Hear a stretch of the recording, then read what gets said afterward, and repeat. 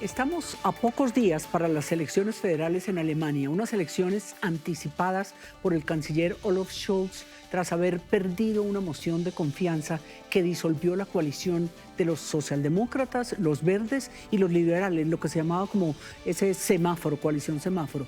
Todas las encuestas dan como ganador al conservador del CDU, Friedrich Merz, en un país que vive una crisis industrial y económica de estancamiento tal vez desconocida en el motor de Europa.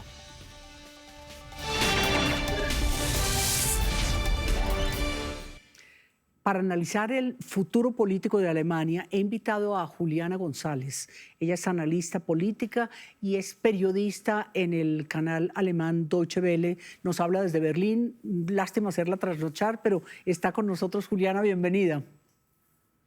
Encantada, María Emma, de recibir esta invitación de parte de ustedes. Quería que comenzáramos como por el detonante de la crisis. ¿Qué fue lo que ocurrió que hizo que se disolviera esa alianza y que de alguna forma como que perdiera la confianza del Bundestag Olaf Scholz?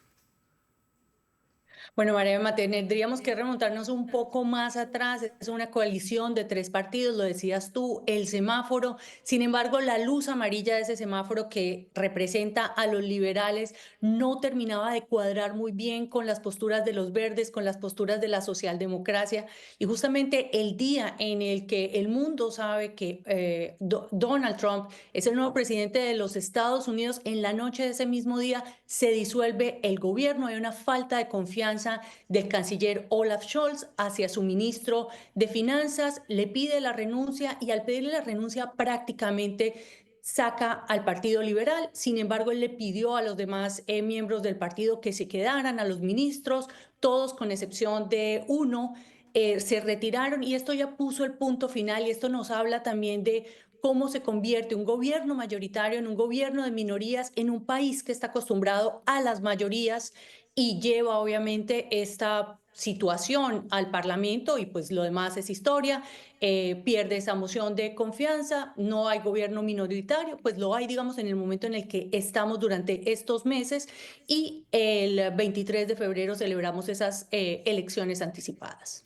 Según uno ve en las encuestas, Juliana, nos mostraría que está de terceras el actual canciller, no solo de segundo, sino de tercero, perdiendo con la opción de la democracia cristiana de Friedrich Merz de primero y en segundo término un partido de Alianza por Alemania que es de derecha, derechas, ¿no?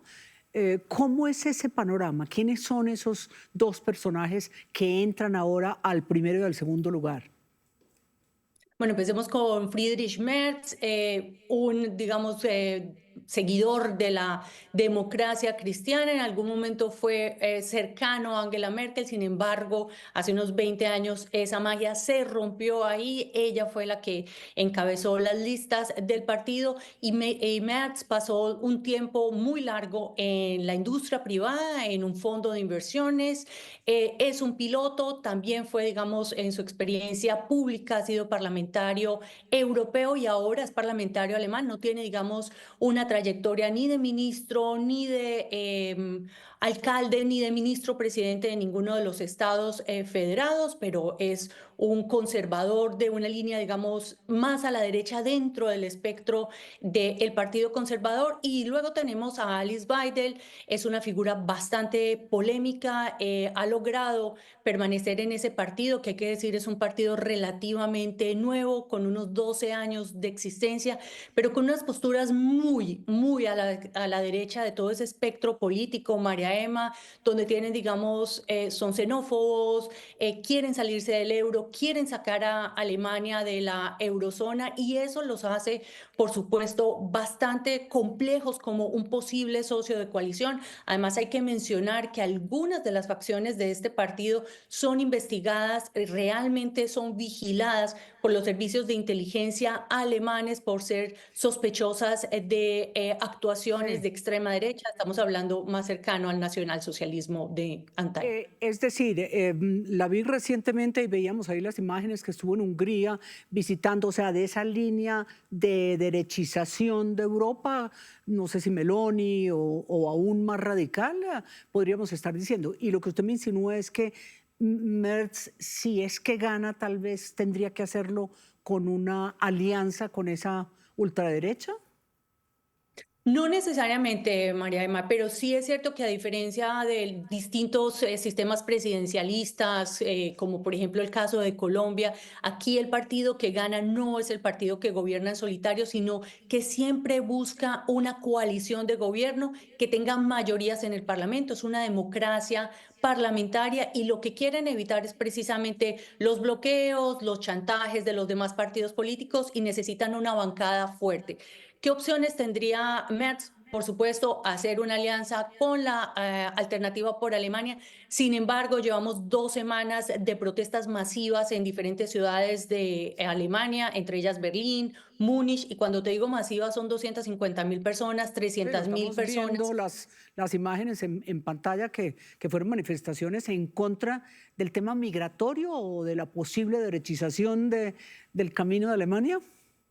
De la posible derechización del camino de Alemania, y es que justamente entre esos partidos sacaron adelante una moción no vinculante en el Parlamento de una ley antimigratoria más estricta, y eso generó mucho rechazo en la población. ¿Por qué? Porque aquí existe desde el final de la Segunda Guerra Mundial una cosa que se llama como el cordón sanitario o el muro de contención frente a la derecha, es decir, básicamente lo más a la derecha que había en el Parlamento era el CDU hasta la llegada de la AfD, y mucha gente no está dispuesta a pactar precisamente, o que los políticos pacten con un partido de ultraderecha, porque saben el peligro que corrió Alemania, lo que generó en el Holocausto, la Segunda Guerra Mundial y pues todos los demás elementos históricos que ya conocemos. Entonces, eso sería una alternativa, pero no para las grandes mayorías. Así que lo más probable es que Friedrich Merz, si queda como el candidato más, su partido queda como el partido más votado,